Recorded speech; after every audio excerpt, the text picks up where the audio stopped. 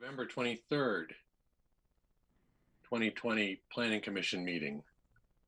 Thank you for joining us in this remote meeting format we're using in response to Governor Brown's Stay Home, Save Lives order. This format enables the city, the Planning Commission, the city, wow, that's an interesting sentence. This format enables the city's Planning Commission to meet, hear from the community, and take care of business while keeping its members, staff, and the public safe. Today, our meeting will begin with public comment, followed by deliberations on the clear and objective housing update. There are several housekeeping announcements and instructions related to the meeting format that I need to take care of first. Thank you for your patience while I work my way through them. Anyone wishing to access the meeting can do so by watching the live stream available on our website, or the broadcast on Comcast Channel 21, or by following the access instructions listed on the agenda for this meeting. For those who join the meeting via computer, device, or phone, your microphone, webcam, and phone are automatically muted when you enter the meeting as an attendee. If you wish to participate during the public comment portion of the meeting and haven't already done so, please raise your virtual hand now to join the speaker's queue in one of two ways. For those viewing the meeting on a computer, laptop, or other device, click once on the blue hand icon. For those listening to the meeting on a phone, press *9.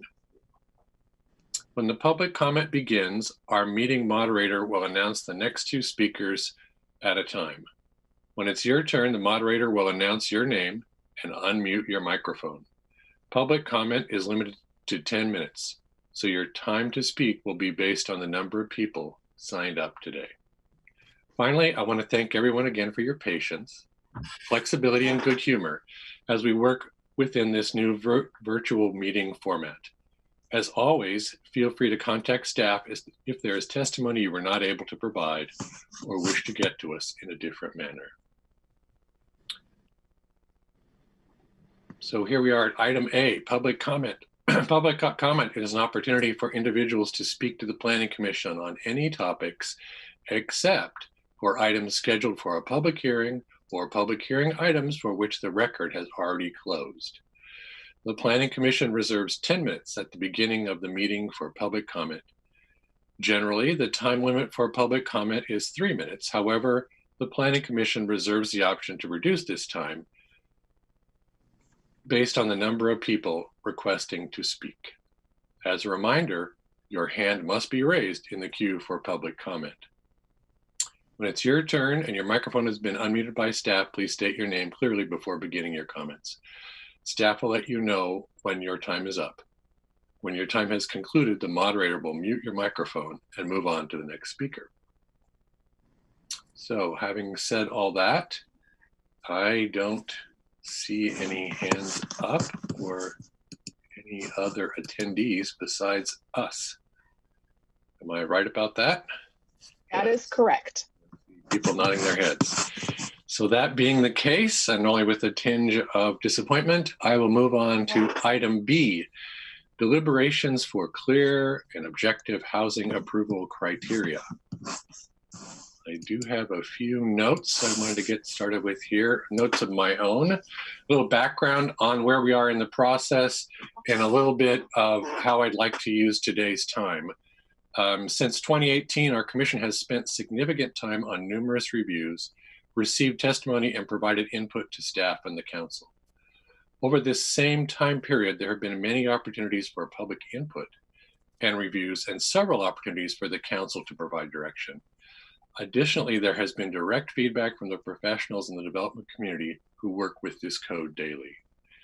Given the breadth and the depth of the community's involvement, I am cautiously optimistic that we'll be able to move through the code language changes efficiently with the comfort of knowing the quality and amount of work that has already been done over the past 3 years.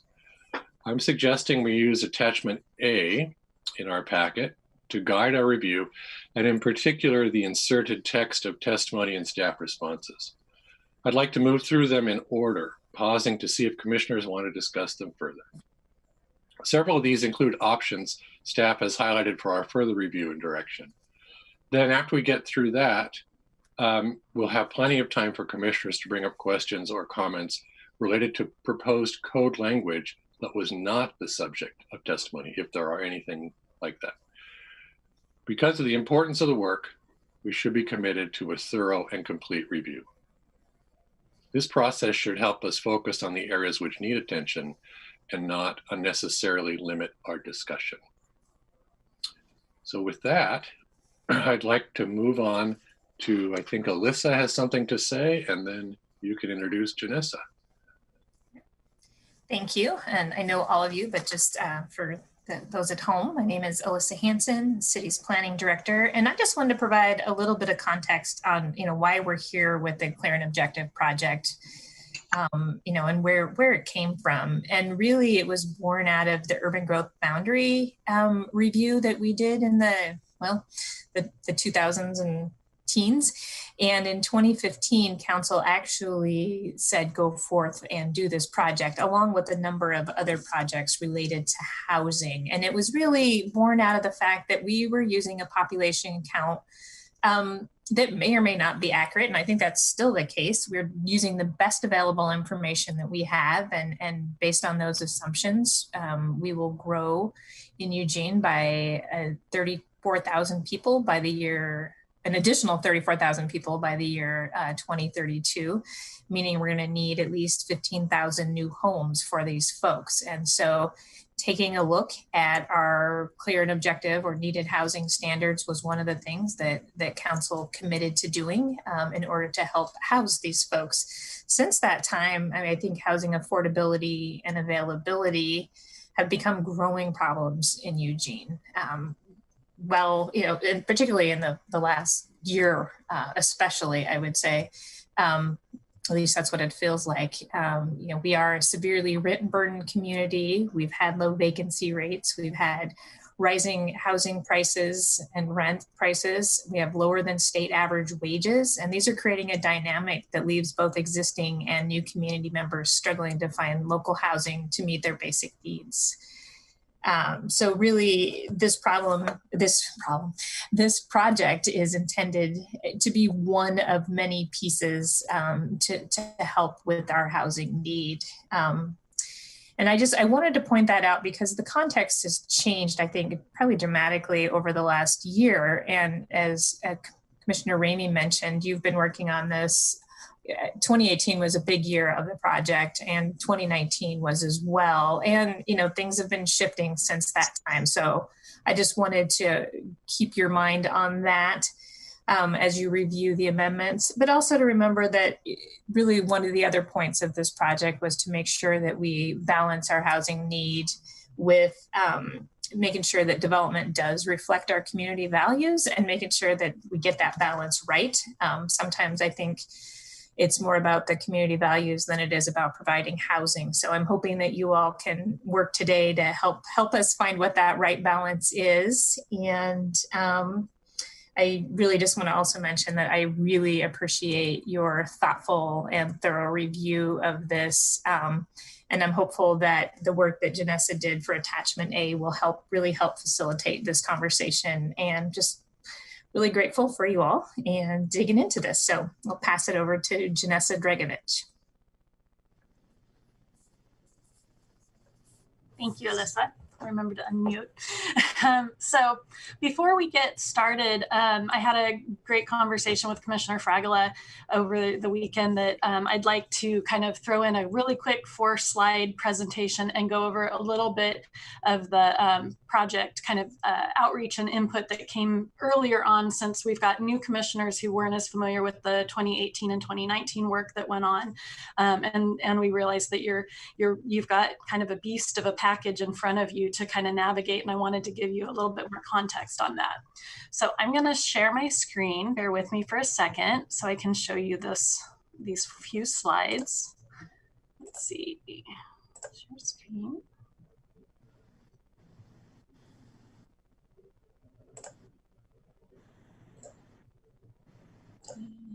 Okay. Can everyone see that? Can I get head nods if it's up? Okay, great. Thank you. So before we begin moving through the amendment packet, I'd like to take the minute to provide this reminder and overview. So this chart is the spectrum of public participation. You've probably seen it in some other planning projects that have come through. The level of engagement has varied with the requirements of each project phase for clear and objective. So throughout the process, we've been keeping the public informed about the status and the outcomes. Oops, apologies. Through direct emails to interested parties, through articles in the Envision Eugene newsletter, and also by keeping our project website up to date. Everything that we did during phases 1 through 3 was to gather input early on and help shape the scope and the outcome of the project. We heard from users of the code early on, as well as from people affected by the outcomes of development. Oops. As Alyssa mentioned, this project is tasked with trying to harmonize multiple community values: compact urban development, housing that is affordable to all incomes, natural resources, and neighborhood livability, to name a few. Based on the project's general applicability and its technical nature, the project was designed to consult with the public and stakeholders during phase 1. We did this by gathering feedback and suggestions to identify the key issues through the focus groups and listening sessions, and all of the input that was captured was provided in the summary of key issues document early on. Then we involved stakeholders during phase 2 more directly. This was the purpose of our 4 working group meetings, where stakeholders dove into the details and helped generate and vet possible preferred concepts for addressing key issues.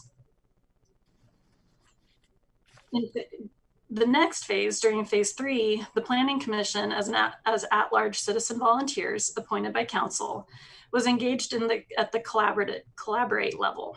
We have checked in with the commission at each project milestone to help shape the project and amendments all along the way. The commission has helped identify preferred concepts, provided guidance on the draft code language, and may propose further refinement to the proposed language now as part of your formal recommendation to council. Finally, as an elected body, the public will be collectively represented at the Empower level through the City Council's decision. This iterative review process and the robust input in the beginning really shaped the conceptual directions before the project got more technical. It isn't surprising that people dropped off as the technical nature increased. That said, as project manager, I have stayed very grounded in all of the voices that helped shape this project from early on. The early voices who helped determine that key issues like compatibility and tree preservation were not sufficiently being addressed have lived on throughout the project evolution and are embedded in the draft amendments before you.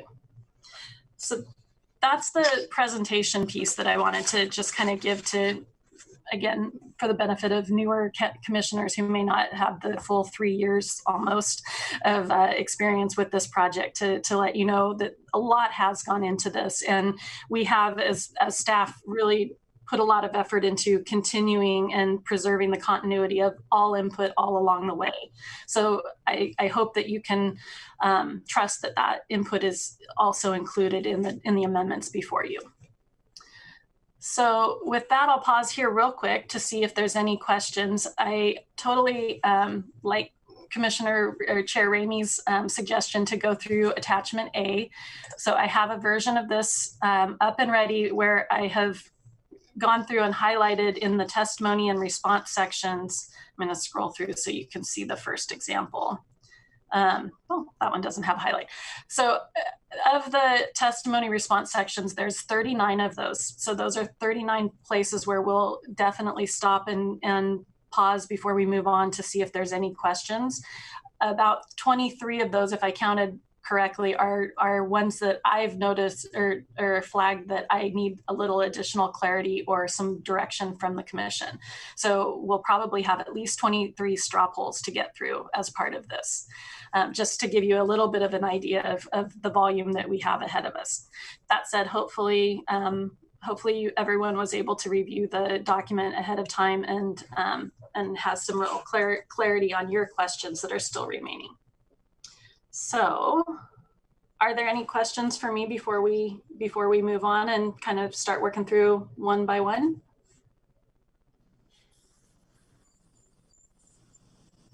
I just have a quick comment, Janessa. So when I was going through this, I was going through using the AIS page numbers. So like I wrote down page number 8, 10, 11, 13 or whatever. And it seems to me that the document that you have up corresponds to different page numbers. So if we could figure out, which one that is, that would be helpful for me. Okay, I do have the actual packet up. So if I need to jump over and check, like if you tell me go to page 63 in the packet, I can do that and find the spot that you're referencing and get us back on track in the other document. Does that, okay, great. Thanks for the thumbs up. I have a question and a quick comment. First of all, Janessa, this is incredible. Thank you so much, because I actually did go through and read before you had this all compiled, and it is so helpful. So I just want to say you spent a lot of time on this, and it shows, and it is tremendously helpful. My question has to do with the fact that I know because I was on I think we were all copied on the emails seeking input from the community on these. And I'm really grateful to all of the folks that did weigh in, primarily from the development community. My concern, and I'm wondering if you did some, good outreach, or you even at least just heard back, some of the voices that we heard early on in this process are missing from this stage. And I know that you're really great at going through and kind of channeling what the, both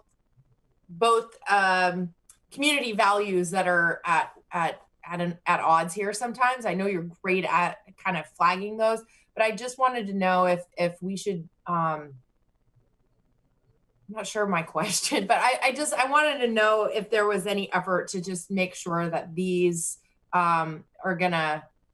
that there weren't additional comments or criticisms that we should be aware of as we go through this process. What I'll say is that my IP list has evolved over time, and it goes out to, I think, just under 90 email recipients.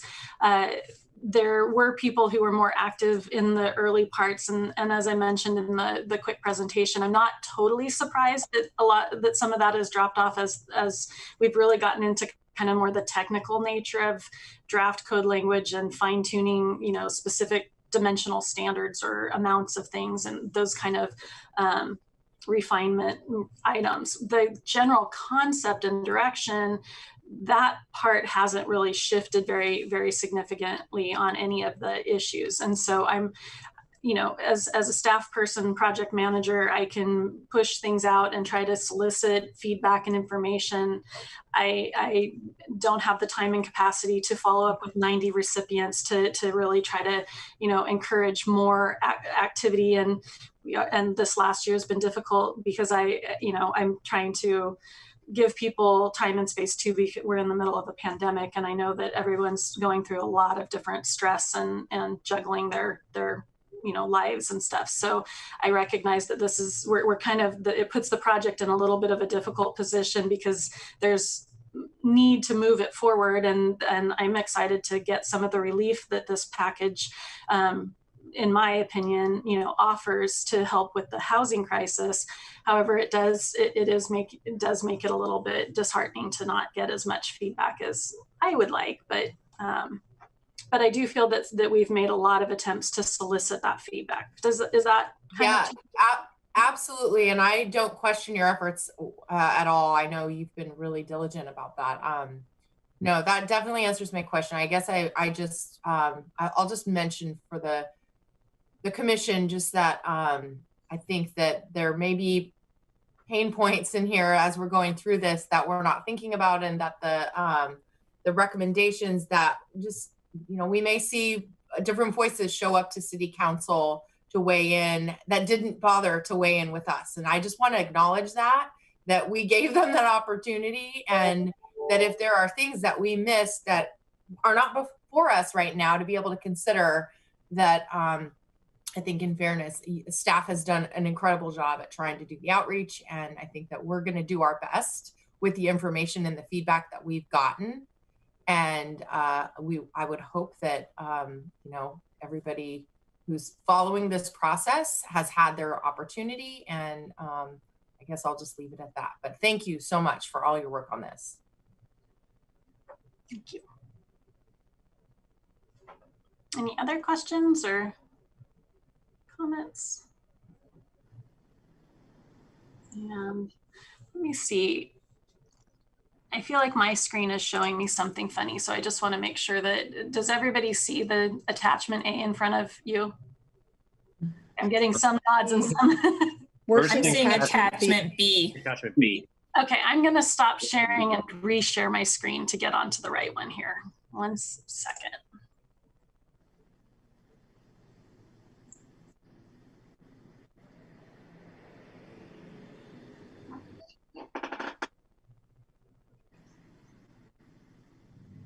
Okay. Does that look correct? We should have attachment A up here in the corner of the, okay, great. So this is the first point where we have a testimony and response section under the lot standards request. So I'll pause here and let everybody take a second to look at where we're at. And then Commissioner Ramey, do you want to, as I pause, check with the commission to see if anyone wants to discuss that? I can certainly do that. Whatever sort of facilitates moving along here. And I see one Commissioner Taylor has her hand up right now. So let's go ahead, Commissioner Taylor. Hey, thank you. I wanted to reiterate what Commissioner Edwards has expressed. As I believe, I really think Janessa and the rest of the staff team on this project has done a really great job in outreach, in communicating clearly, developing these documents. So I really appreciate it. I also want to explain that I appreciate Alyssa's introduction to our task at hand. I think it is a complicated balance. We are looking at clear and objective standards for various land use applications. And what we're trying to do, and in light of which was not present when we started this process, we have additional direction from the state, House Bill 2001 and 2003, that really is emphasizing the importance of providing housing for all. And in our Envision Eugene, we have 2 housing policies or pillars, provide affordable housing for all, and also identifies, right now I'm not going to remember the exact language, but kind of the quality of our neighborhoods. So that is the lens that I've definitely gone through these clear and objective standards. And I do believe when we started this process that, so I'm giving you a preview because I'm going to I'm going to project that many of these a dissenting voice, because I don't think we've gone far enough to actually, I think we're preserving transitions and preserving our single family zone in a way that, quite frankly, is limiting our ability to provide affordable housing and infill within our urban growth boundary in a way. I think there's more opportunity, quite frankly. So with this particular code section, I actually would propose that the 50 feet of any property line that abuts a property zoned R1 actually be allowed to be adjusted. There are other code sections that deal with transitions. I think allowing that to also go through a discretionary process like adjustment review makes sense.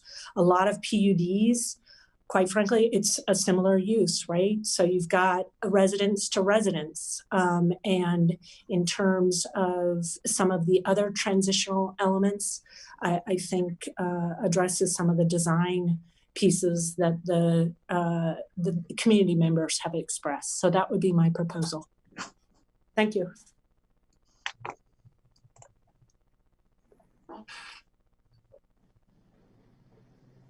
Yes, Commissioner Borowski.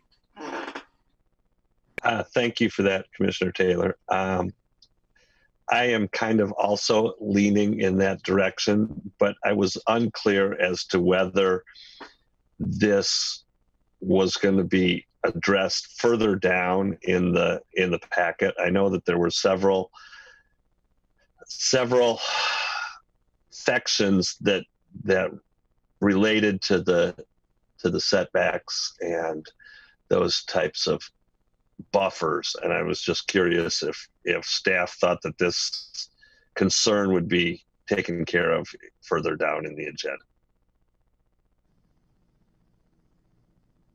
So the intention of this, of not allowing the adjustments within 50 feet of the property line, was to kind of going in tandem with the removal of the 30-foot PUD buffer, perimeter buffer, because we're moving from where there formerly, if it was under the needed housing track, would have been a 30-foot no-touch zone, basically landscape vegetated buffer between the perimeter of the PUD and the neighboring R1 property. This is really kind of policy direction level, and probably more just for the commission to discuss whether or not you agree with what we put out there as our intention of limiting the adjustments to lot standards within 50 feet of the boundary. I think that we were thinking that there can be times when you can do when adjustments are made to do like a tract of land or something that might reduce it very narrowly and create kind of almost a false transition buffer. And so as I mentioned in here, to some extent, some of the proposals were to try to avoid creating loopholes that might result in undesirable situations. That said, we don't have a crystal ball to know exactly what problems are going to come up that we're trying to fix or prevent. And so again, I really do think that this kind of leaves it more at a policy level decision on whether you think it's appropriate to allow the adjustments even up to the property line.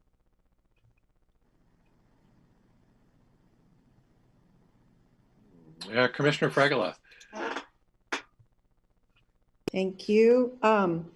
So I wanted to say that I in response to the query that Commissioner Edwards made about where is the citizen input on all of those perspectives that occurred beginning in 2018.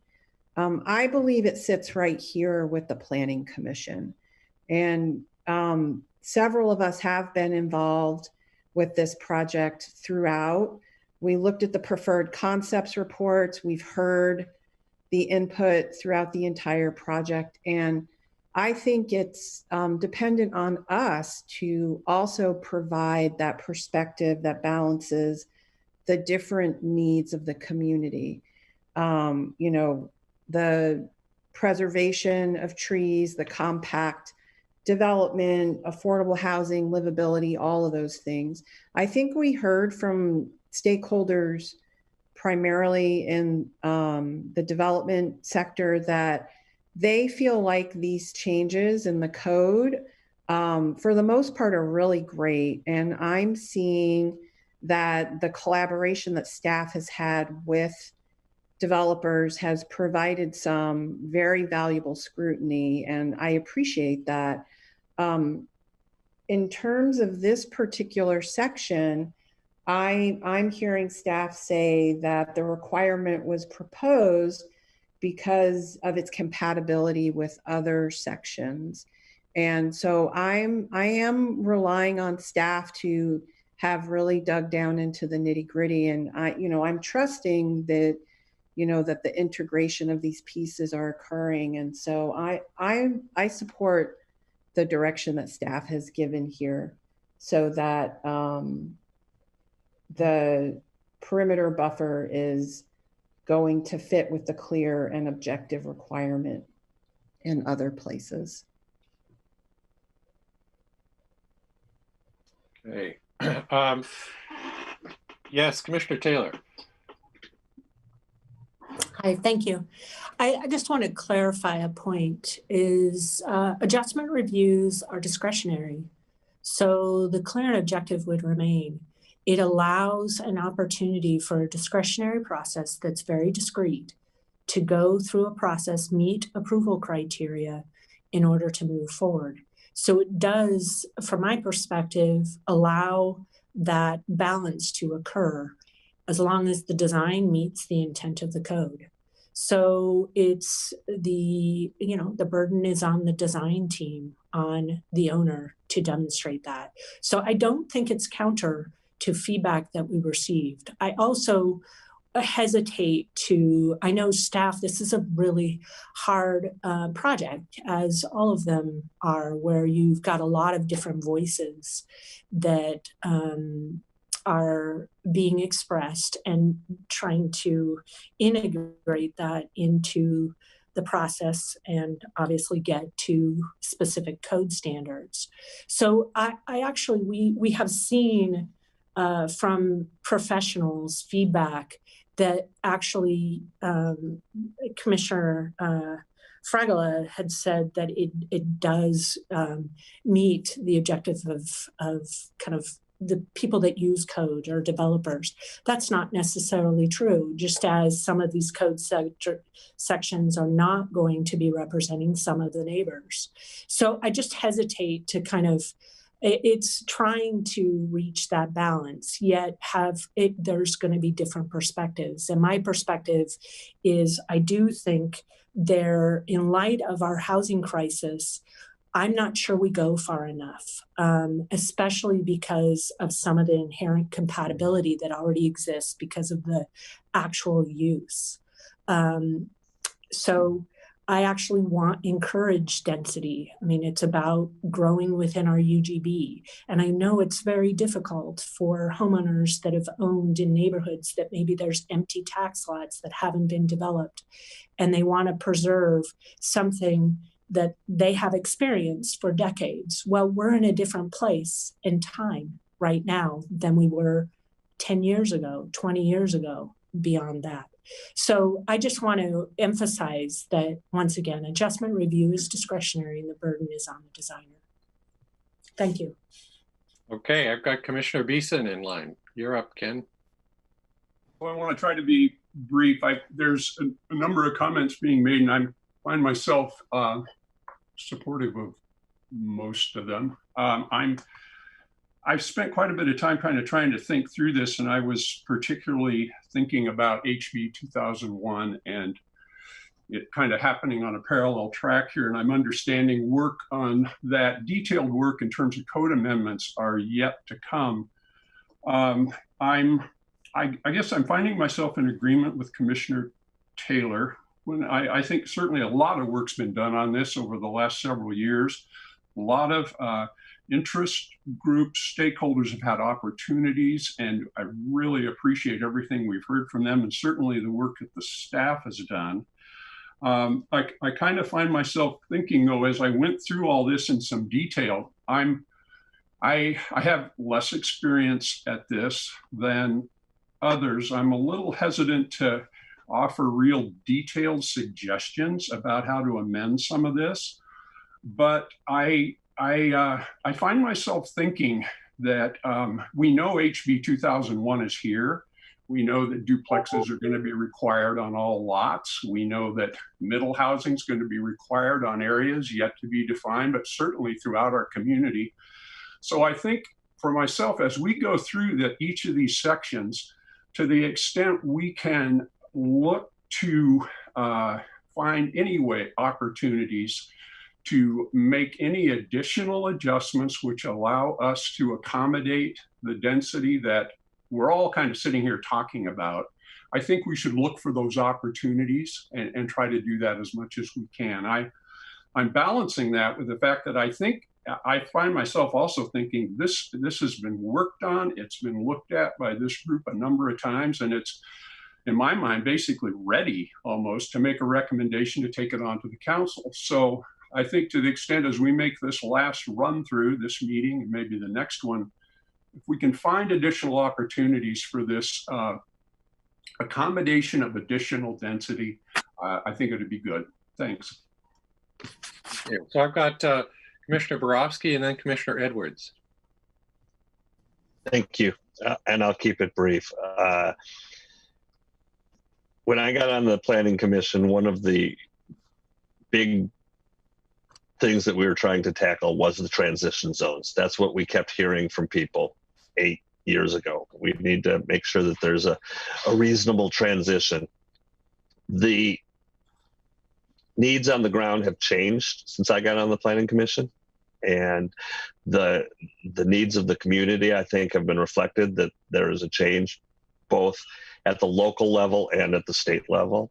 And so when I'm looking at this, you know, you look at it and you say the planned unit development is what people are talking about, but then there's also cluster subdivisions. And should a cluster subdivision have to have a 50-foot barrier between an R1 zone?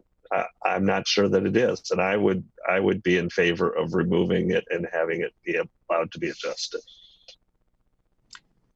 Okay, Commissioner Edwards and then Commissioner Fragola. That was going to be my vote too. I agree with both Commissioner Borowski and Commissioner Taylor very strongly. I would certainly support allowing for an adjustment review as been recommended. So I just wanted to chime in with that. So thanks. Commissioner Fragola. Yeah, I just was hoping for a clarification. Maybe I'm misunderstanding, but I didn't think this clear and objective code applied to the HB 2001.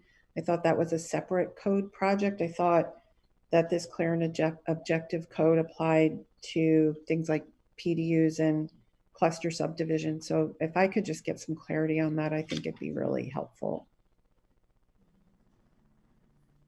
I'd like to clarify a couple other things that came up too. And Alyssa and Lauren, I'm looking at you two to have my back on if I miss anything, because there were a couple of things that I wanted to circle back on.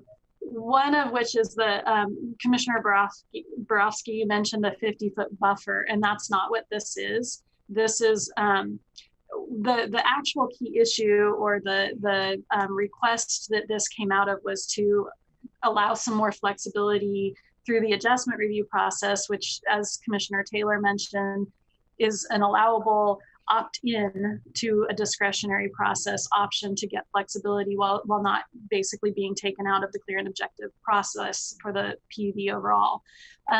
So the original issue or thing to be fixed here was to add the ability to adjust lot standards in a clear and in a consistent way with clear and objective standards.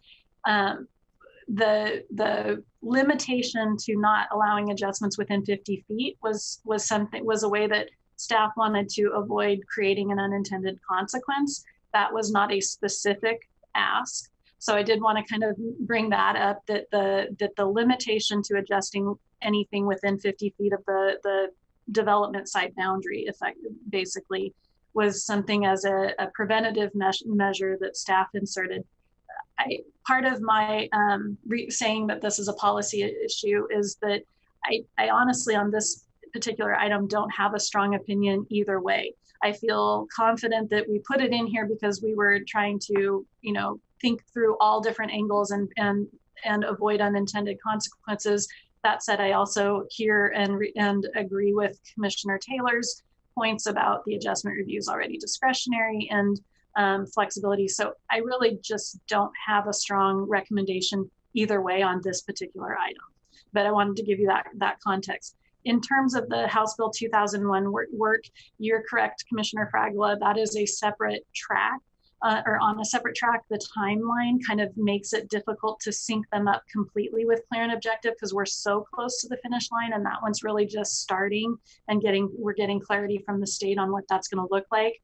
I will say that myself, Lauren, and Alyssa are all involved with the House Bill 2001 project, and we are trying to track and watch for things within the clear and objective project that maybe it's a little too premature now to try to rework and it could derail us from the momentum that we have.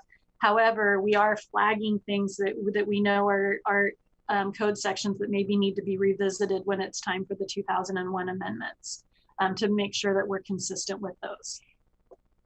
Alyssa or Lauren, have I missed anything that we should clarify?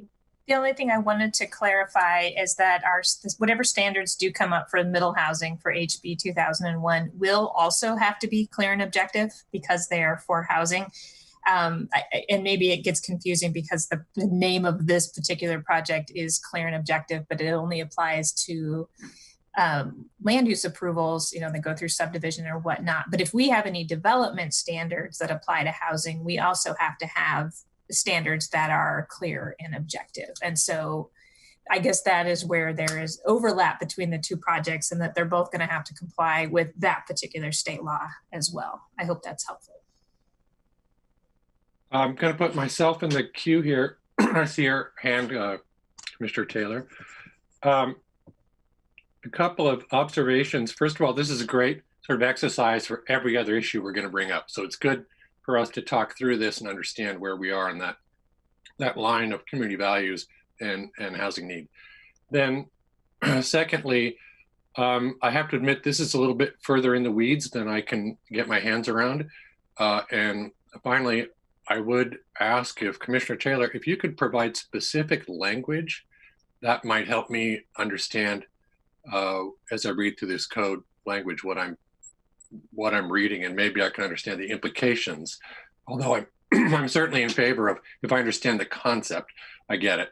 I just want to see the specific language because that might help me get my hands around it. Okay, thank you. I'm not sure I want to present specific language, but really it's removing the exception that the adjustment would not be allowed within 50 feet of a property line that abuts property zoned R1.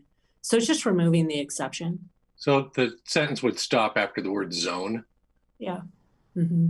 But I once again, I would defer to staff if we would like that option to extend to properties within 50 feet, then they re-look at that language to make sure it's capturing it appropriately. The other thing, I have a question for you, Alyssa. Thank you. That was a really, once again, Janessa, Alyssa, great explanation. Very clear. So I'm kind of, I've been curious about, because I know that the process and output in order to be consistent with House Bill 2001-2003 that they need to be clear and objective. So is there a process? Janessa kind of alluded to it. So if we go through this and we adopt it, because some of what I'm watching is I'd love to not have inconsistencies between clear and objective through a land use process and clear and objective with development standards. So I think I'm excited about the next step. So is there room in the schedule, and are we going to revisit, depending on what that process looks like, the House Bill 2001-2003, and then the implications of the clear and objective standards for development standards that will be adopted as a result? Are we going to then revisit these clear and objective standards to make sure there's a level of consistency? Because that would be important. It will make me feel a little bit more comfortable actually going through. We will have to. I mean, we'll have to look at our entire code to make sure that there aren't things in it that are out of compliance with HB 2001. What's hard about that right now is that the state hasn't adopted their rules yet for minimum compliance. And so it is just too early to do it at this time. And when we kind of have, as Janessa was going through this, I know she, saw a couple where she thought, this might pose problems for HB 2001, but we can and will come back to this where we need to make tweaks. Perfect. Thank you. That helps me a lot. So I appreciate it. Okay, so I'm going to suggest that we move forward with our thumbs up. I think someone called it a straw vote here a minute ago on this issue. And I believe what we should be voting on is the change that's been proposed, although alternatively we could vote on the existing language. Either way, you get to the same end.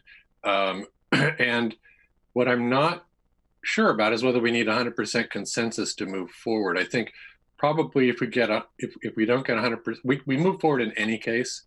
And if we have, we're going to look at this again because we need the exact language before we go on it. So I would say at this point, we just need a majority to move on to the next comment. And what we're voting on currently is removing the language that accepts that 50-foot prohibition. And that's backwards language there. But anyway, that those words that come after the word zone, we would take those out. So I want to see thumbs up if you're good with that. So I think I have all thumbs up. So congratulations. We have 1 down and 23 more to go. Terrific. We're going to do it because I think we got a lot of the background out of the way right now. So I'm going to kick it back to you, Janessa. That sport that we kick things now. Great, thank you. So I've got the 7-0, and I did make the recommendation to remove the exception language to allow adjustments within 50 feet of the property line. So the next one, we're going to jump to this section 9.5860, which is the transition standard. So bear with me while I fly through some code language here. Don't get seasick. Okay. So this next one is one that I had identified as needing to know whether or not you're wanting us to consider more about either adding a definition for a but or any other suggestions or recommended changes. Well, I'm going to start by saying this is the one where I have the most questions, and maybe beginning with definitions. Is the word alley defined, and what is the difference between a right-of-way and an alley? Oh, an alley is a type of right-of-way. So you have street right-of-way and alley right-of-way. So I would say right-of-way is the more generic term to describe the public way, the property. So at the risk of simplifying this, we're really talking about the width of a certain right-of-way, right? If a right-of-way becomes a certain width, that's the point at which we're talking about doing something different with our transition zones. So the transition standards are written to not apply across a public street. So streets would not trigger the need for the transition standards. However, when we originally drafted them, we did draft them so that they would apply across an alleyway. That was not necessarily a specific request, I believe. I think that we were looking at, what were the impacts of a higher density or higher intensity development to lower intensity development surrounding. And so at the time, I think it just made sense to look at all of the non-street frontage property lines. As you'll see further down in a couple of the other comments and concerns that came up, there's another point, there's kind of a pivotal point where we say, this is a chance to reevaluate policy level. Does it make sense to have these transition standards apply across an alley at all? So that does kind of factor into this issue a little bit, because the abutting usage when it in terms of across the alley and the confusion that could have would go away if it's not extending across the alley. Right, but my confusion is that we're calling things by different names right off the bat here. And why wouldn't we just talk about the width of a right-of-way and not get caught up in the term street or alley? I'm not sure I'm totally following where you're at. Well, I think the idea comes from the alleys that run between major rights-of-ways. And are we going to do transition zones on what looks like an alley? It's often not improved. It's narrower than a right-of-way. It can be as narrow as 14 feet, apparently. So, and all of us, that looks like an alley. But when you get into the code and begin to define it, it's still a right-of-way. It's not an easement. It's an actual dedicated right-of-way. So why wouldn't we focus on limiting transitions or talk about transitions as they relate to how wide that right-of-way is, rather than calling it an alley. I see. I think I understand. And the width wasn't really a specific thing. It was more in recognition that you have streets that typically are at least 40 feet wide. For, I think, a local access lane is about 40 feet wide right of way. Alleys, as you mentioned, Commissioner Ramey, the majority of alleys that exist in Eugene are 14-foot wide alley right of ways. So we invoked these transition standards because 14 feet is not as wide as a street for separation. So that was the reason we were thinking, since they're much narrower than a street right of way, that means that your property and improvements and all the impacts are potentially closer together. So it's kind of this middle ground. I feel like you have probably the most intense impacts along interior property boundaries where the existing standards primarily focus on a 5-foot setback on either side. So you're looking at 10 feet between structures on either side. Then the alley right of way adds that 14 feet plus the 5-foot setbacks from those alleys. And argue, some of the comments that you saw argue that why is that necessary across an alley? That the alley already has some spatial separation, considering spatial separation was one of the kind of tools for buffering that we employed here. I think it's a fair argument and a fair policy question on whether or not to even apply these. To me, this is one of those points where, given the context of where how the housing crisis has increased in intensity over the last couple of years, this might be a good opportunity to kind of adjust our approach in a way that is lessening. Well, I guess I would suggest that they don't apply to rights of ways that are larger than 14 feet. They're already not applying to, they would apply to an alley that might be, because we do have some alleys that are wider than 14 feet. So that would only eliminate the alleys that are over 14 feet. Because right now it's clear that they don't apply to rights of way that are not alleys.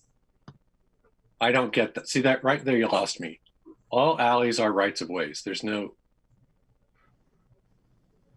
All alleys are rights of way, but not all rights of way are alleys. But the distinction is how wide they are. That's what I'm trying to get to. So if we said, okay, 14, 13, whatever that number is that catches those, so we get every right-of-way that functions as an actual right-of-way, and we only apply this to things that are narrower than a typical alley. And I see Lauren Summers is going to save me from my task here. Perhaps. I think what I maybe am hearing is that, Commissioner Ramey, you are talking about keeping the idea of still invoking transition standards across some width of right-of-way, and you are trying to decide which width is appropriate, rather than calling it alley or street or something else, just sticking with the definition of right-of-way and determining which width makes sense.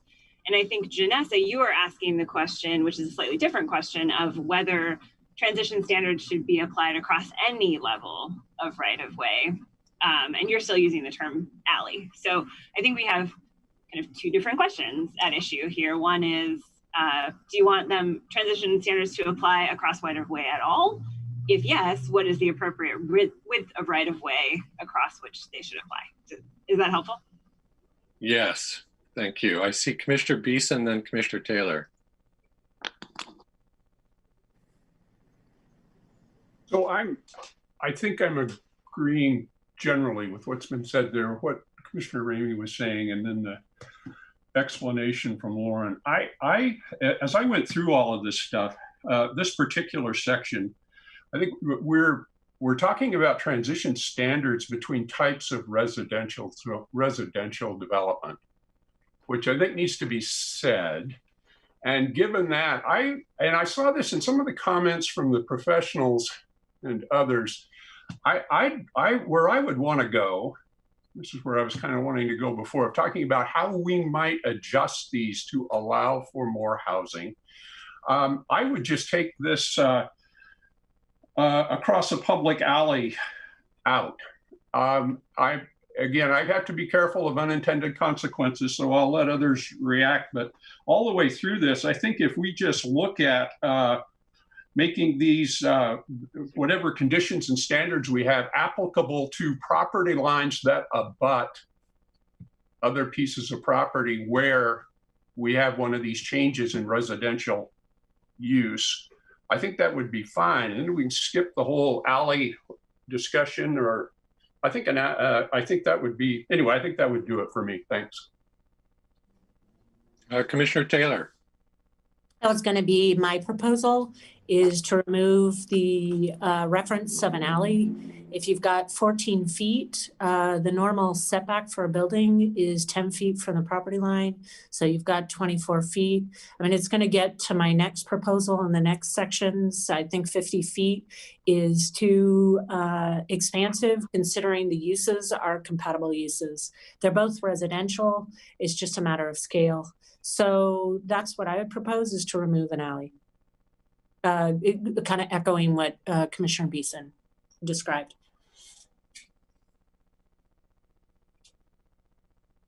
Okay, I actually am in support of that. I'm just the fact that there might be a right-of-way that was 13 feet wide, that would, but maybe there's no such thing, so we should just move on. Okay, anyone else comments on this? Are we ready to thumbs up, thumbs down? So the proposal, as I understand it, is to remove this clause about rights of ways. And so those who are in favor of removing alleys and very narrow right of ways, put your thumbs up. Well, I think I got this. And those who are not in favor of this, thumbs down from Commissioner Borowski. All right, so I got a 6-1 there. And I have that to remove the applicability for when across alleys. Correct. Okay.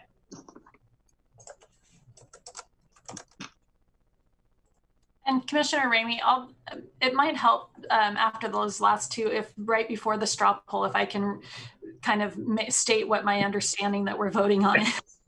Yeah, better you than me at this rate. My track record. I'm it out. Okay, got it. Okay.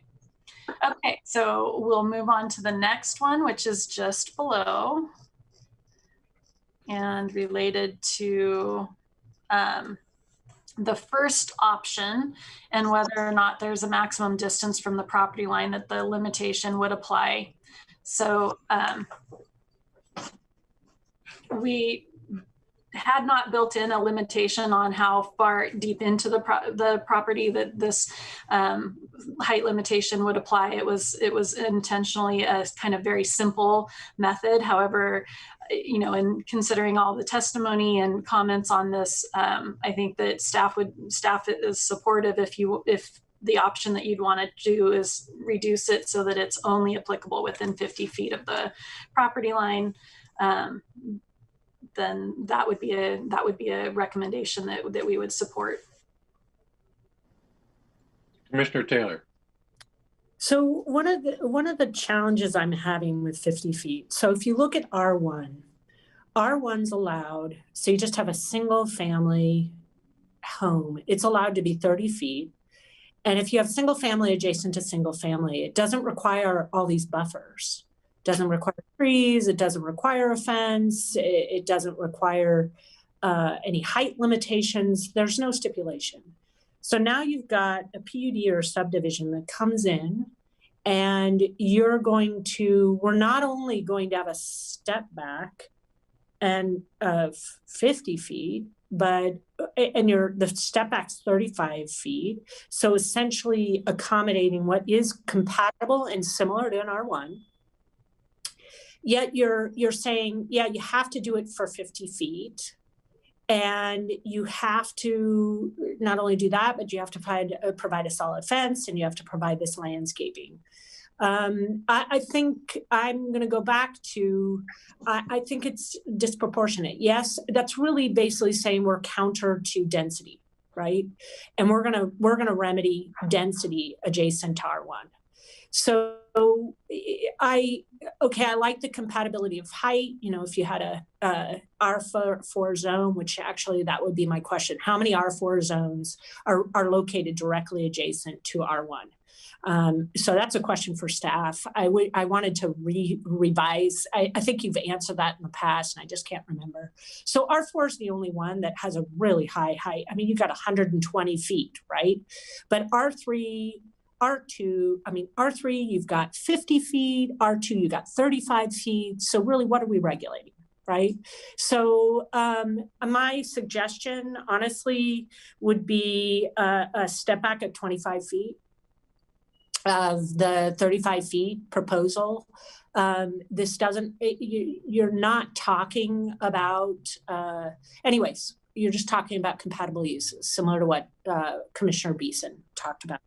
So that would be my perspective. I also think we'll just start there. In terms of the landscaping and side obscuring wood fence, I'll talk about that in a minute after we finish this piece. Okay, Commissioner Borowski. Thank you. I also have a bit of issues with this, and it kind of actually goes to the uses that these people are going to have. If it's R2 or R3, we're probably talking multifamily. And to say that you have to have barriers between multifamily, which is somebody who's probably renting, and R1, which predominantly are homeowners, to me, that's socioeconomic, that we're trying to separate people based on the type of housing that they're living in. And I'm not okay with that. I think that diversity adds to neighborhoods, and I don't know if this gets at that, but I kind of see that creeping in there. So that was just my 2 cents. Okay, I put myself in the queue here.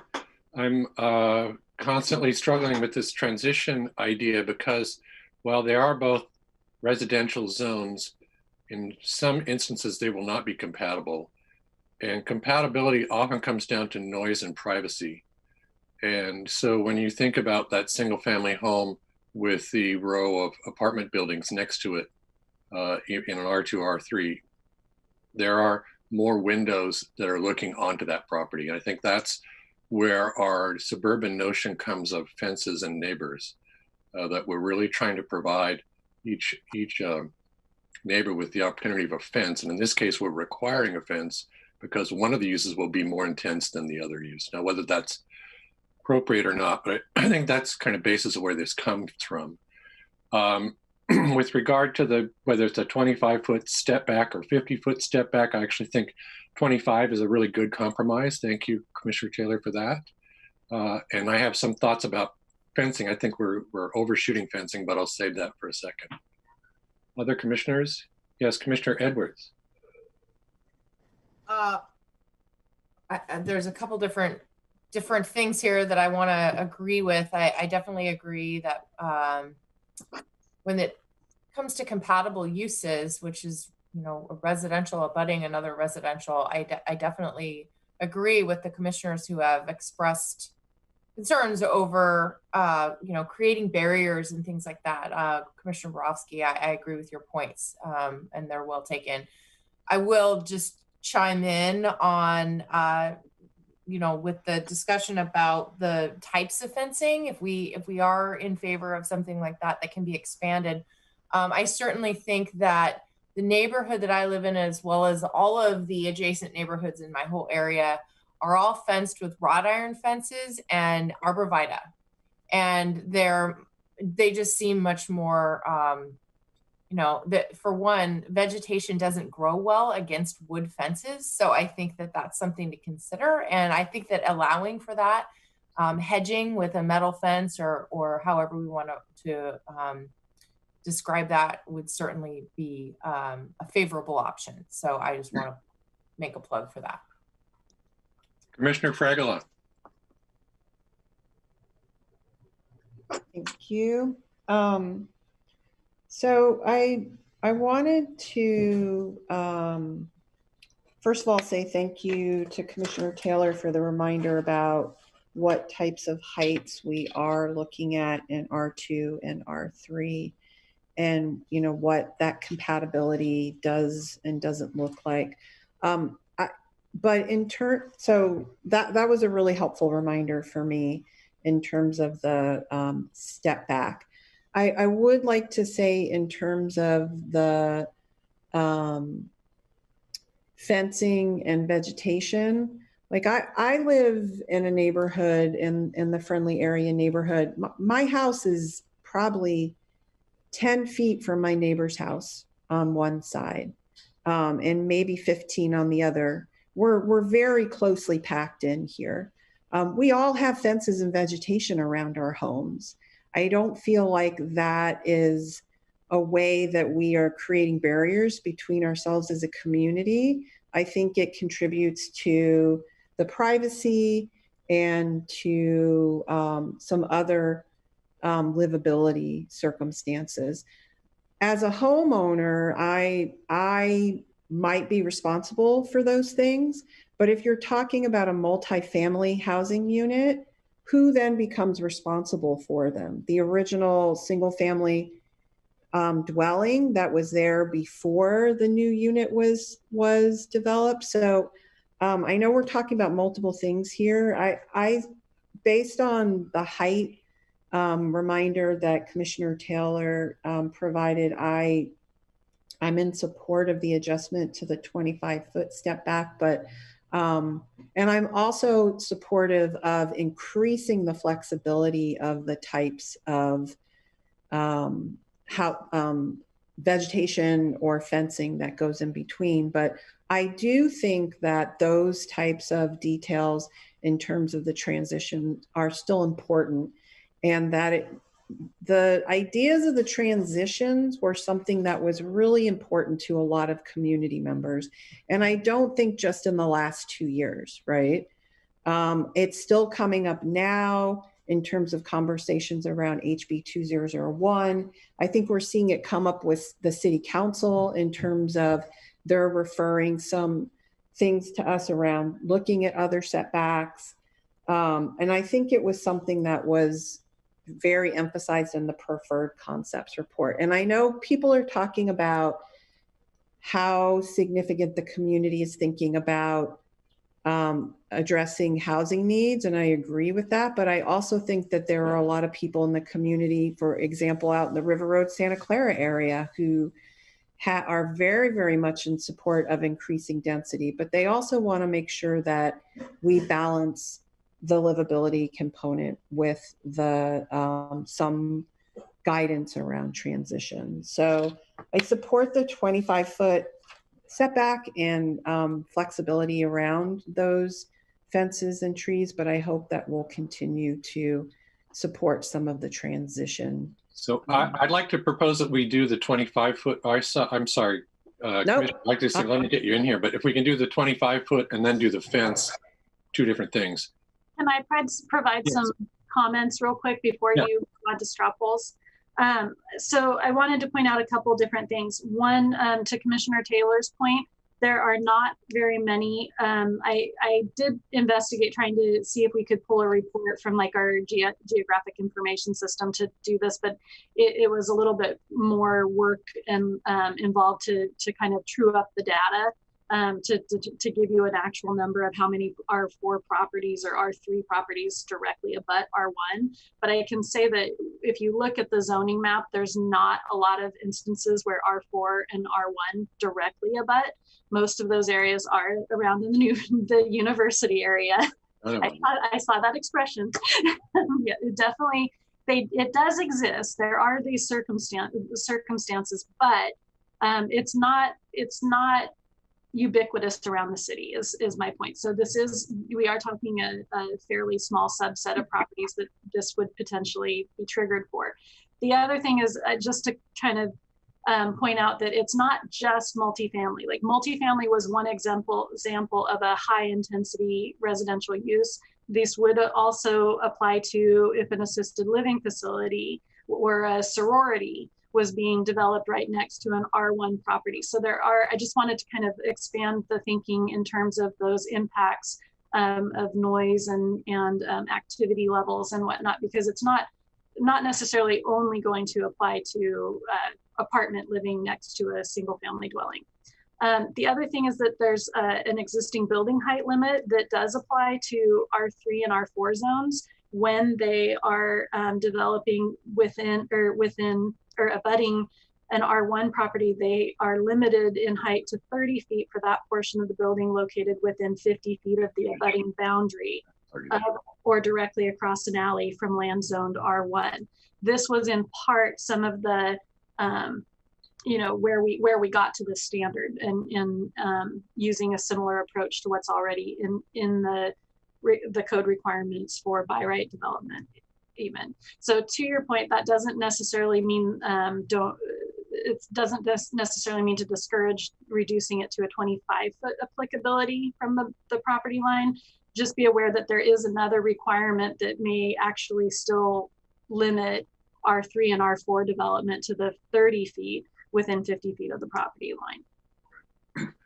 Commissioner Isaacson, I think if we can limit our comments to the height, then we'll circle back on the fence after we get through the height.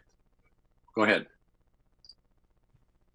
Yeah, I'm in support of this as well. And I live on the River Road area in the eco development that was there. So there's a significant height difference between one property into the next, and the property that is the single family house that's right next to us is actually in the process of selling, and I actually had a conversation with them about how the neighborhood is and how it's changed.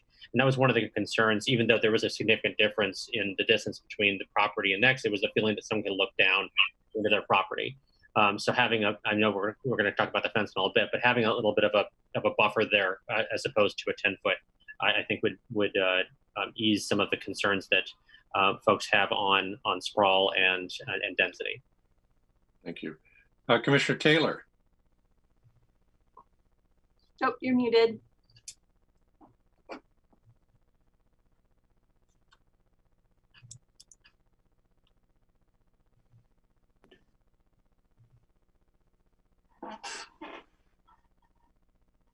You're still muted. Good. Can you hear me now? There you go. Got it. Sorry. My thumbs are too big. So I don't like code inconsistencies. So thank you, Janessa, for reminding me of that. I actually would like to, just in the development standards, when we get there for consistency with the House bills, is address that 50 feet. I think it's too much. So I guess I would ask you what we should do at this point, because this is what was in front of us now. Maybe I'm more inclined to do 50 feet just because of the fact that you've got this R3 and R4, which is when it would apply. Really, because of the heights, I don't want inconsistency in the code because they're going to bump into that code criterion also. So staff, any comments you have? But that's my thought. I mean, I'd prefer 25, but I don't want to create code inconsistency. I would say that while it's an inconsistency, I don't see it as a complete direct conflict, because the greater, or the more restrictive clause would basically apply. So that would be a way to, if the commission really wants to move forward with the 25-foot reduced area of influence for this standard, then I don't think that precludes us from being able to go circle back and adjust this other one that's in existing code at a later point. And until it's adjusted, it just would potentially be more impactful than the transition standard. So I think that's more of something for staff to kind of be aware of as we're implementing the code and knowing which one is the more stringent standard. But I think that that's totally acceptable if the 25-foot is resonating for more people as I would go with what you feel is the more accurate area for that to apply. Perfect. Thank you. Commissioner Borowski.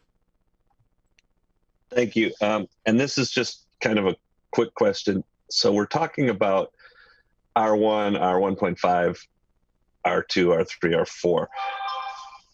Are there transition standards for other types of zoning? So like neighborhood commercial, I know allows mixed use development with retail and housing. Would these be, is there transition standards that are already built in for those, or is that something that we don't need to worry about? Alyssa, if you can help me out here, if sorry. Let me scroll back up here to the applicability statement and where this talks about. Commissioner Borofsky, are you talking about existing standards in the land use code that are between residential and neighborhood or community commercial? Yeah, so I mean, like, let's take for example over where the trattoria is. That's neighborhood commercial. It would allow up to 35 feet with housing upstairs and residential downstairs. Would this type of would these be applicable to something like that, or are there other ones in the commercial building? There are, I don't know them off the top of my head, but typically in commercial, there's a height limit within a certain setback, and usually there's a setback as well. Sometimes, I don't know if it applies to C1 or C2. I just can't remember off the top of my head. I can look that up too. And these do apply to the type of development is really what it's looking at in terms of when they apply. So the bigger thing is, does that development if it's by right, these aren't going to be invoked. If it's something that goes through a conditional use permit or a site review or a planned unit development and involves one of these housing types, then it would apply. Okay, helpful. So I think we're ready for a thumbs up effort here around the proposal. And I'm going to let Janessa tell us what it was that we're voting on. Well, why don't we do the first straw poll to adjust the, or to change the standard to only apply within 25 feet of along any property line. Okay, thumbs up for that one. Okay, we got 7-0 there, thank you. So moving on then to fencing, I believe the proposal was to add an option that would be metal and metal with planting. So we're not taking anything away, we're adding another option to our option, an option on an option. Yes, Commissioner Taylor. So I want to just confirm this with staff because there's some other code sections that apply. If, for instance, there's a multifamily, for instance, they have there's criteria that have to be met. Those criteria actually are going to require some fencing and landscaping. So what I would propose, because what we're talking about is potentially a PUD or a land use application relevant to kind of a 1 or 1.5, maybe a CUP of different uses like assisted care facility, because I don't, unless that falls under multifamily, which I think, can you clarify that, staff? Then essentially it's going to have a different set of codes. So what I would say is, why don't we make this consistent with R1 to R1? So why don't we just have the fence? And then essentially landscaping can be optional. So you've got a site obscuring option, or, so it's not A and B, or Commissioner Edwards. So you have the non-site obscuring fence, but you can have obscuring some landscaping to create that buffer. It's more consistent with R1, and obviously then if it's pushed to multifamily, you're going to have to comply with other standards. So I guess that's what I would do. But clarification by staff. I feel like I need a clarification real quick before I can clarify. Okay. Multifamily standards, obviously, I know those are going to apply to 3 or more units on a site, right? So would an assisted care facility, is that use, for instance, push you into complying with multifamily standards because it's 3 or more units? It's not, even though there's a conversion factor for in terms of determining whether density is being met, it's not considered multifamily development. So we do not apply multifamily standards to gosh, I'm blanking on that. Assisted care. I want to say it, accessory. It was stuck in my brain. To assisted care, and so these standards would be the ones that would be, especially in terms of if assisted care is more than 5 residents, then it requires a conditional use permit. That's going to, if they choose the clear and objective track, that's going to invoke these transition standards, and then it's going to be based on all of the factors, the zone that they're abutting, and whichever option that they choose, they would use that to address the compatibility issue through the conditional use permit. The discretionary track does have kind of a more broad discretionary criterion to address compatibility. The needed housing conditional use track does not have any criterion that deals with compatibility. So this was, in part, these standards were intended to shore up and provide some effective standards to address compatibility for these types of developments. Thank you. I still think I kind of like a different combination. I'll wait to hear from other commissioners. The other thing I wanted to mention is I'm still concerned about this limited to a maximum width of 15 feet. I just want to make sure you've checked in, which I'm sure you have because you're super thorough. The 15 feet for one-way access, does that accommodate fire? Their 20-foot minimums? Did you make sure that they're okay with that 15 feet? That's going to come up, I think, in one of the next ones where the testimony comment was more directly under a different section.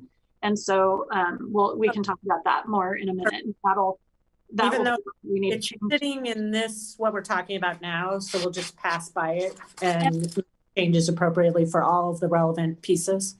I was going to say that in addition, the fence comment that we're talking about in terms of allowing the metal fence with hedge, if everyone agrees with this draft language that I proposed in there, and if the commission, supports recommending that we add this option, I want to make sure that we're clear that I would add it to every point where we've called in the need for a fence or a wall. So similarly, the driveway access width issue would need to be consistent throughout the transition standards. Perfect. Thank you. Commissioner Fragola. I just wanted to say that I support adding in the fence that you can see through with a visual hedge barrier, with a visual barrier of a hedge.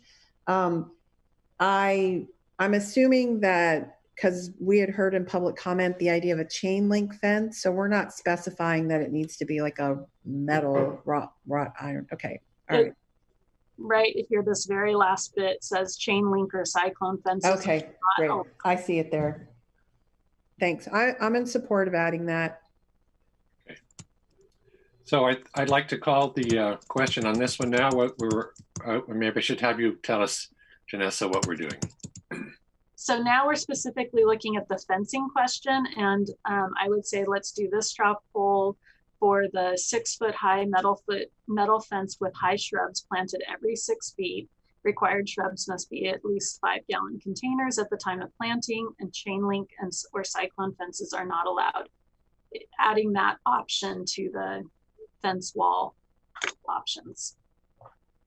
Okay, show your thumbs, commissioners. All right, we're good to go. Okay.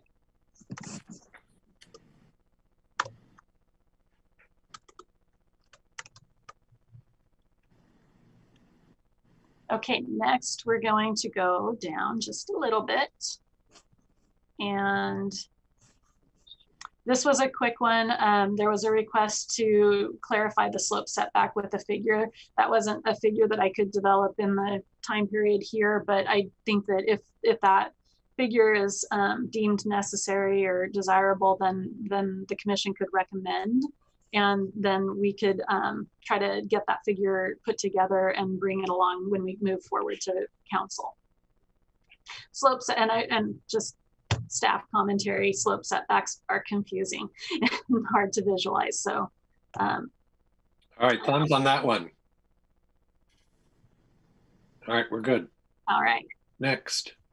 So the next one is regarding, let's see. This is the access one. So it was pointed out in some of the testimony that fire code may require a wider access. Let's see, am I jumping? Oh, first off, sorry. Spacing of the trees. Yeah. The wrong one. First one is the interval spacing on the tree planting. There were comments that the 15-foot spacing might be too dense, and so I'll let you discuss based on. Commissioner Beeson. Yeah, before we went too far, I wanted to, this is a little bit off. I was, when we agreed earlier on option 1 to remove the directly across the public alley, maybe everyone got this, but my thought was we'd be removing it from the 3 or 4 options where it's there. That's right. So if that's agreed, or if we need to take it on each time, but I just wanted to make that note. Thanks. My understanding is the straw poll we did was to remove the applicability for when across alley, and that passed at 6-1. And so that will change some of these as they're laid out with testimony and responses, because my responses were not knowing what we would do with that. Okay, thank you. Mm-hmm.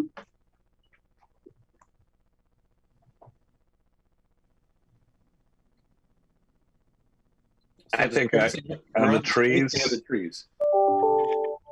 Yes, Commissioner Taylor. So I would like to make a suggestion that the spacing, I do think the 15-foot interval for trees seems a little too dense. So I like the suggestion to use the 25-foot spacing interval. It's very common in other jurisdictions actually to have a 30-foot space interval. So I think moving to the more suggested, which is actually coming from landscape architect, a couple of them. So that's what I would propose. Okay, moving from 15 to 25. Discussion on that. Okay, staff, anything you want to add to that? Are we good? I think we're ready for a straw poll. All right, let's show us your thumbs. And Chair Rainey, it was just, somebody just let me know that if you're watching this via the webcast or on TV, you can't see the votes. So if you could announce what the votes are, that would be helpful, because we can't see your thumbs. All right, that's a 7-0 vote there. 6-1, actually. Oh, 6-1, sorry. A down vote. Sorry, Commissioner Fraglin. Okay, so the planting interval. Now we're going to move on to the next one. This one was to remove the requirement completely for the fence or the wall or landscape buffer on this particular option. And so this one, because this one also already requires the line of trees within 5 feet of the property line, when the building will be within 30 feet of the property line. So landscaping is already being provided if that condition applies. Staff is supportive of removing the fence wall option if that's the direction that Planning Commission would like to take. Okay, discussion about this. No? Yes, Commissioner Taylor. So I want to provide a level of kind of consistency about what our intent is.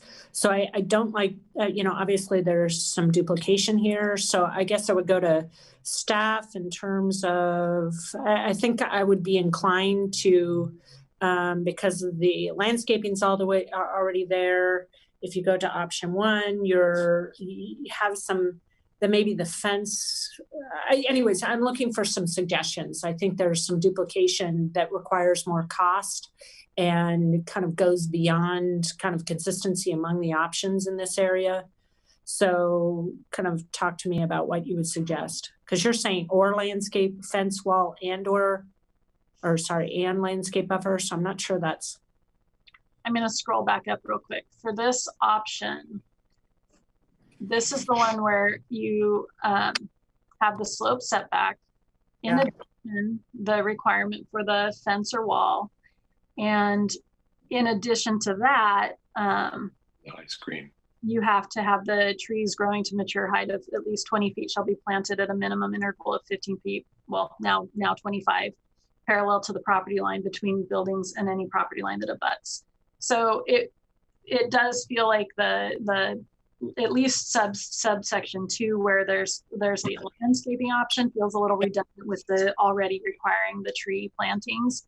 The fence, I'm from the staff perspective, I am for all of the comments that have already come up around the fences screening and whether that's appropriate, but also it's pretty common in even R1 to R1 that there's a fence buffer. And so I feel like that's kind of more of the policy direction on how much do we put in here.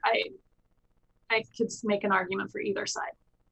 Thank you. That actually answers my question. So I guess what I would propose is removal of subsection 2 because of that landscape standard. But I would like to have there be an option similar to Commissioner Edwards' proposal that you could have a metal fence with arborvitae, for instance, that essentially provides a side obscuring fence. It's just a living fence with a metal fence. So leave that as an option. I guess that would be my suggestion.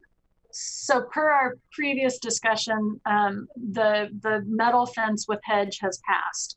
And so that will be added into anywhere where that requirement is in the transition standards, we will add that.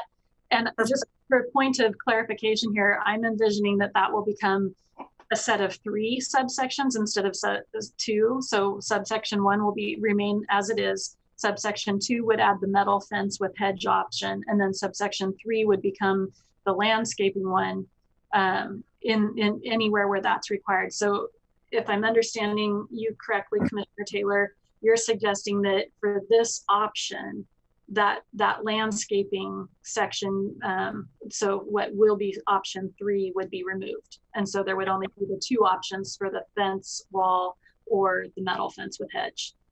Yes. Okay, any more questions about that? And are we ready to vote on that proposal?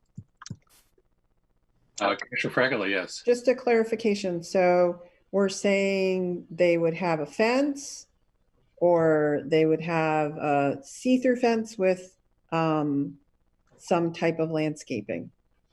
Those are one or the other, but they don't need to have landscaping if they have the fence. Okay, great. I just needed to be clear on that. Thank you. I'll clarify that a little bit more. There is still the requirement for trees planted 25 feet on center. So while this landscaping of L3 is not required, there would still be it would be a fence wall and some trees. Okay. So now I think we're ready. Show us your thumbs. I'll try to count them all correctly this time. 7-0.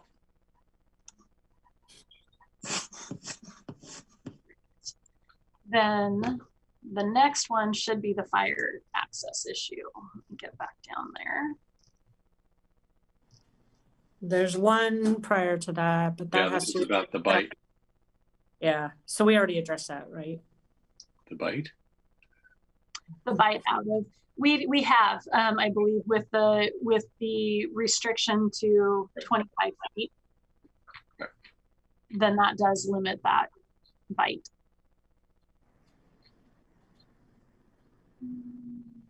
Okay. Then this one is the one where the fire marshal potential conflict came up. And also, this was where we kind of addressed this, but you've already acted on this by changing the applicability to not apply across alleys. So that really nullifies the need to discuss the access issue, because it will no longer apply on the alleyways where we would have that apply. So I think that's it for that section that needs straw polls, unless, Melissa, Lauren, I'm seeing at least one head nod, make sure. Okay. Okay, then let's see. That also deals with the head-in parking issue. So the next one is for the third option for this. It still applies.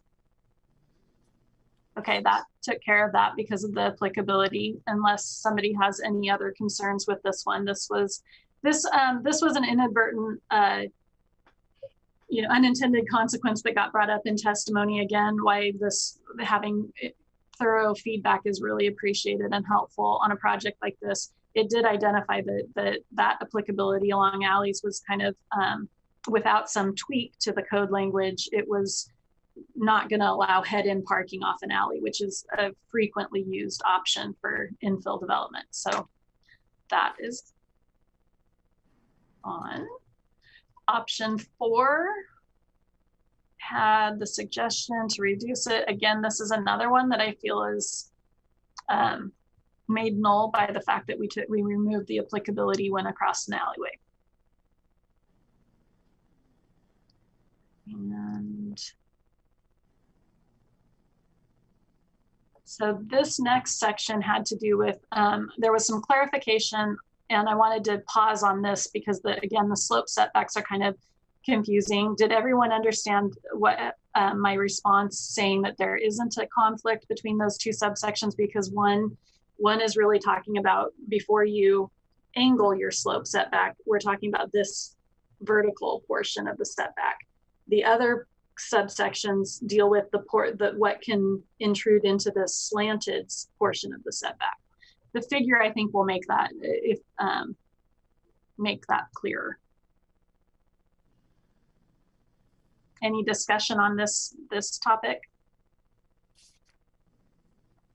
So then the next question would be to make sure that are you okay with the dormer intrusion allowance as written, or did anyone want to recommend changing that section?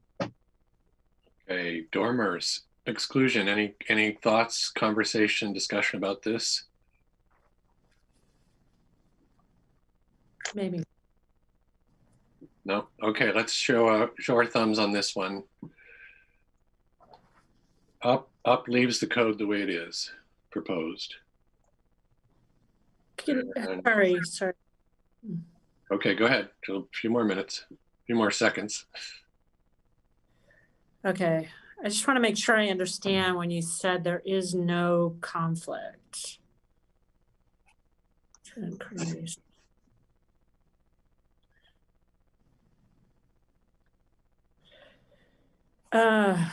So here, sorry, I just, this one, just need a little minute. I have my notes. Okay, anyways, so I like it.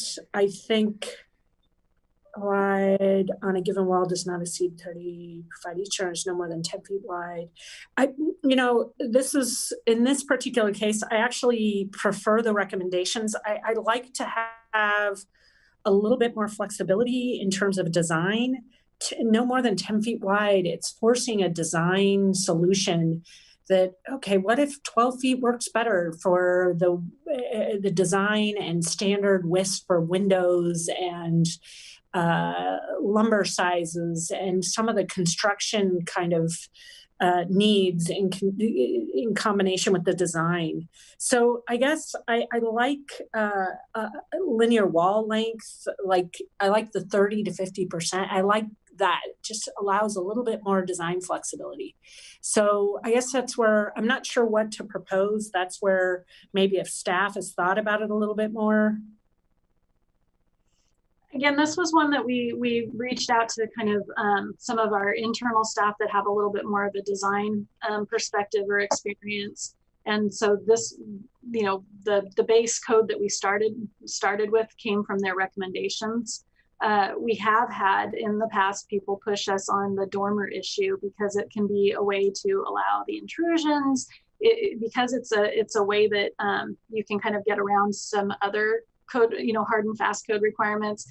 We've had some attempts to say this is an entire dormer that just goes across the entire length of the wall. So I just wanted to point out that the reason that those limitations were proposed is because staff has been kind of pushed on the, you know, how far do you go before a dormer just becomes another building portion of the building. That said, I definitely think that if there's other suggestions in terms of whether 10 feet is not right, I don't have anything else to suggest in lieu of that, but I'm open to changing that and tweaking that a little bit if the commission feels that it should be more generous. So let me follow up, sorry. 10 feet, you know, if you think of a kind of what I think of it as a bedroom, you know, 9 by 9 is a pretty small bedroom. So if you're talking about a master bedroom, so 9 by 9 it's quite small. So 10 foot, I understand where the 10's coming from. Now let's go to a master bedroom. 10 foot's going to be too short if you wanted to give them full windows. So it's right on the edge for me. And I guess what I'd like to do in Clear and Objective is to be able to have some design flexibility. So, okay, but I don't like to be arbitrary. So I was hoping you had another number. So anyways, I guess maybe I defer to others that maybe have dormers, I think I was thinking maybe 12 feet, give a little bit more flexibility. And the other thing is this one, remind me, sorry, is this adjustable? And I'm sorry I didn't do my homework on this. I don't believe this is an adjustable criterion or adjustable standard. So this was intended to just be a very clear exception. What are we allowing? And Commissioner Taylor, I did a tiny amount of thinking about this, and I have to admit, a tiny amount. The idea of a dormer is it's letting light into a room that's otherwise has a slanted ceiling. Yeah. Doesn't mean that the room's dimension is limited to the size of the dormer. So I think, to me, less than 10 feet is still going to work. If you think it's a window that's letting light into a room, the rest of that ceiling in that room is slanted. So it can be 12 feet, 14 feet wide and still have 10 feet of it dedicated to a dormer that's a window. So I'm okay with this, and I like the idea that staff has run it by their own design staff in-house there, who generally come from kind of design background and the trial by fire. I mean, they've seen plans come across their desk. So I thought frankly, any number we pick is arbitrary. So I just as soon use a number that's picked by the staff and go with that. So that's kind of where, and with the comfort of knowing that, well, 10, that's not limiting the width of the room. The room can be wider than that.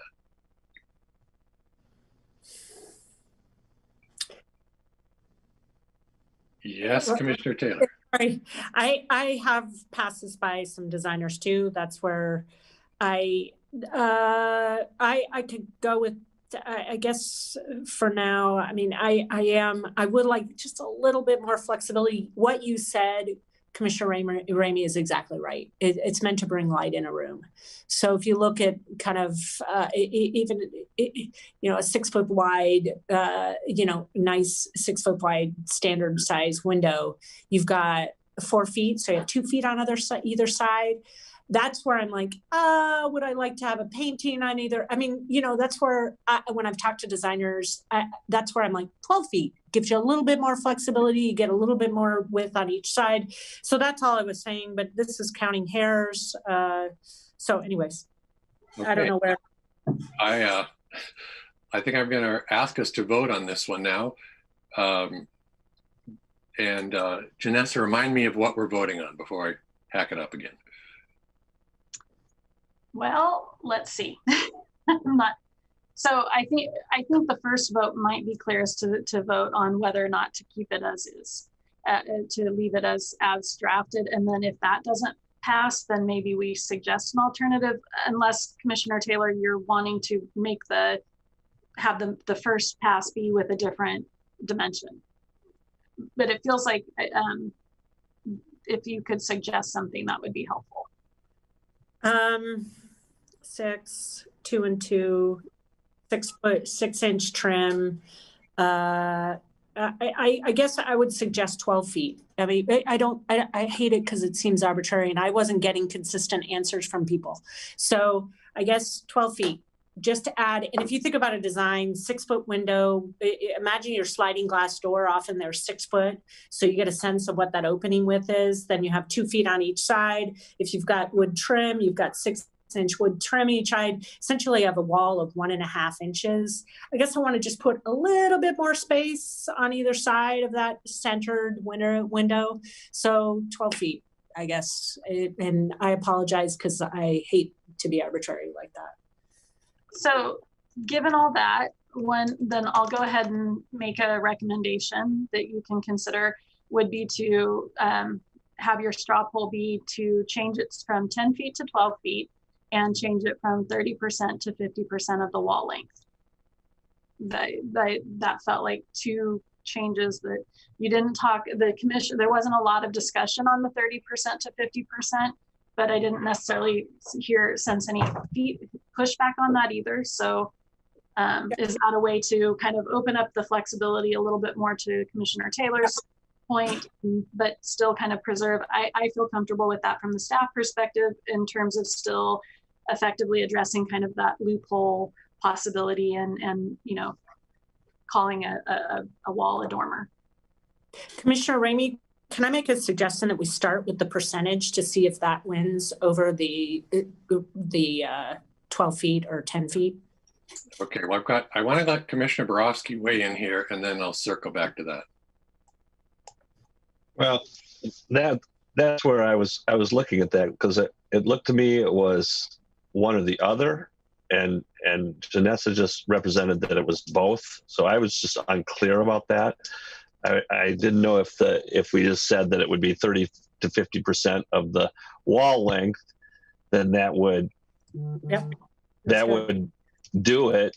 It wouldn't have to be a set 10-foot, 12-foot arbitrary thing that we're picking on the fly, something that was presented to us from in testimony. I just was unclear, because when Janessa mentioned it, she said, we'll go 12 feet and we'll go 30 to 50%. And I wasn't clear on that. Right. So I believe the testimony was to strike the 10-foot restriction and increase from 30 to 50. What we're currently talking about is moving the restriction from 10 to 12 feet and increasing from 30 to 50.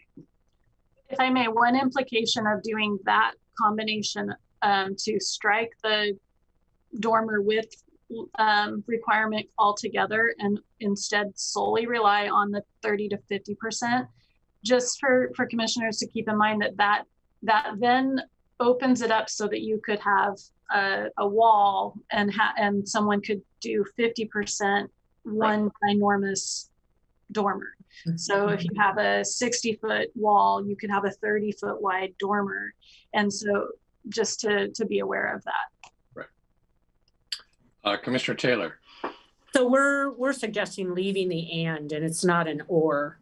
So it's really, so what I would propose is 12 feet wide and increase the percentage from the 30 to 50. So it's 12 and 50%. Yes, correct. That's my understanding. So with that being said, I see we have about 10 minutes left in our session today, and I'd like to get this one under our belts before we forget what it is we're talking about. So the proposal is a 12-foot wide dormer and a 50% limitation. Those that can support that, thumbs up. 1, 2, 3, 4, 5, 6, 7. Terrific, thank you. A little time check here. We do have, like I said, 10 minutes left in our session. My inclination is to keep going, get as many of these as we can, but it's clear that we're going to be here another time on this topic. But I do think, at least for me, the transition was the most complicated and seemed to have the most outstanding issues. I don't know if that's true for the rest, but in fact, maybe we finish the transition zones? We did. Oh. I believe so. Oh, well, moving on our greatest hits list. So I'm sorry, is there anything staff needs to share with us outside of this before our next session? Do you want to You get know, I had some dates, but I can put those in an email. I think it would be great if you guys continued on this. The only thing I'll note that your next Let's use meeting, our 10 minutes here while we're yeah, do it. Your next meeting on this is your next meeting, which is December 8th. So, and I will send an email with the other dates. Very good. And some of these hopefully will be quicker. So moving along, the next issue was related to the geotechnical analysis, and there was staff had put in a time limit for the preparation of the geotechnical report and certification. And based on feedback and discussions with people who provided testimony, we kind of, you know, the general idea was that they weren't necessarily opposed to a time limit, but the 5 years, they were concerned that sometimes applications can actually take a long time, and at some point, like they'll be 3 or 4 years in, and then they withdraw and they have to come in again and they're fresh again. So they kind of lose the ability to pull back if that time limit has lapsed. So given all of that, I'm okay with adjusting that if 5 years seems a little too short. However, our staff input wise, we would just recommend keeping it somewhere between 5 and 10 years. That feels like the appropriate time frame for us. All right, I have Commissioner Edwards and then Commissioner Taylor. Well, I just had a question for staff because I was thinking about this, and I'm wondering if there are circumstances that might trigger a change to whatever is contained in a geotechnical survey. I mean, fire or something like that just changes the soils, or I mean, I'm just kind of curious because if there was something that were to, I mean, it could be like 100 years and nothing changes, or you could have a single event that would change it in a day. So I'm just kind of wondering if we have anything that kind of covers that and what those might be, because I really have no idea what could potentially change the results of what is in a report from a geotechnical engineer. So in the staff response, we mentioned some things that can kind of change over time. Springs or seeps characteristics from pressure underground can change. That can actually, some can be created. New fill can be placed. Excavation can occur on a site. So there's human caused changes that can happen that could have an impact on geotechnical. There's also, information or best practices in a field can shift or change that would impact what a professional might recommend. So because of clear and objective, we can't apply discretion. So we wanted to prevent a situation where we're given a 20-year-old or a 30-year-old report and they're saying, but that's for the property that you're saying. And we basically don't have a way to reject that information as being not current enough to trust. And so that's why I do feel like there are things that can change. I don't necessarily think that they change frequently, I think that there is some allowance for a period of time that should still be pretty relevant and accurate. Again, staff's recommendation was 5 years for kind of taking all of that into consideration. 5 years felt like a good window, but I also don't want to. I want to be responsive to the testimony that came in terms of being flexible if the 5 years doesn't seem workable. Okay. Commissioner Taylor and then Commissioner Borowski. So I had the same concern, so I appreciate staff's feedback. I would propose a time limit of 10 years. I think that I would not, I'm not sure as a jurisdiction, 10 years seems really reasonable. 5 years is really just a cost implication to the owner, quite frankly, from my perspective. If if you withdraw your application or you've done a tentative and then you have a final PUD, for instance, I think 5 years is just too tight. And all it is that a cost burden to the owner. So I think 10 years is more reasonable. And then everybody should just remember there's layers and layers of of liability here. The geotech has liability, the architect has liability, the contractor has liability. So if for some reason there's a brand new stream within that 10 years that pops up, the contractor is not going to build a building if they run into a stream and they're going to put a foundation there. They're going to contact their architect. And the architect's not going to want that liability. They're going to contact geotech. They're going to come back in and restudy that area. So there's a whole bunch of professional licensees that are occurring in a design process. And I'm not sure we really need to micromanage that. So my proposal would be 10 years. Commissioner Borofsky. Thank you. Yeah, I think 10 years is also a reasonable time period. And I'm just saying that not from somebody who's worked on the ground with this, but from one who's seen PUDs that have had geo reports that are assigned to them, and the amount of time that it actually takes to get these things built. You know, with appeals and everything, even if it's clear and objective, there's opportunities, and you know, a geotech report is costly, and to do it just because it fell out of the window because you're at 6 years when you are getting ready to put it through, I think 10 years is an appropriate time frame. Okay, let's vote on this one. Thumbs up, going to 10 years. 1, 2, 3, 4, 5, 6, 7. Thank you. Probably have time for one more, and it's a doozy. The clarification?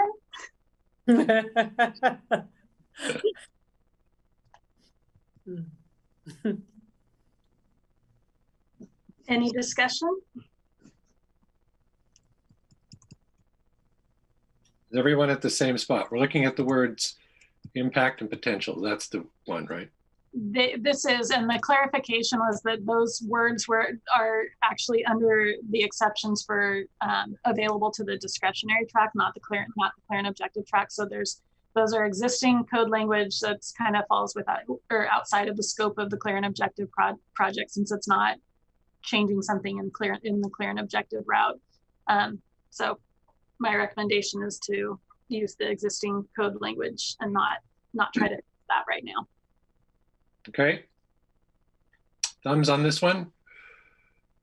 1, 2, 3, 4, 5, 6, 4, and oh, Commissioner Borofsky may have frozen. Nope. 7. Okay, 7. He did freeze momentarily. Good enough. 7-0 on that one. Do we feel lucky? Oh, yes. Okay, let's go. So the next one was a concern about, again, the concern on the ambiguous terms, and a suggestion to allow a clear and objective exemption for the alignment of existing streets. So this was testimony from Renee Clough from Branch Engineering. And so we've since been circling back with her to kind of make sure we understand the situation she's describing. We're working with Public Works staff. There was the suggestion that 800 feet would be a good cap on how much you can do, because if we're going to do clear and objective non-discretionary, it makes sense to have some sort of limit on how much it can be exceeded before you don't get that exemption. But this does seem to be a workable fix, and then you could make the recommendation such that we change it as suggested and go with the cap that Public Works transportation staff recommends. Lauren, does that seem like an okay way to handle this one, since I don't have clarity on the 800-foot cap yet? Should we revisit it until maybe this is a place to stop so you can get clarity, and when we're here, was it the 8th of December? We will pick it up at this point. Yes, I should have that answer by then. See? It's what we talked about before, right? If we can get all the way to that 800-foot number, then we'll be successful. Terrific. All right. Anything else for the good of the order? In that case, I'm going to close the meeting, and we'll see you on the 8th of December. Thank you all very much. Thank you. Thanks. Happy Thanksgiving, everyone. Thanksgiving. Don't eat too much. Thanks all. guys. Dave.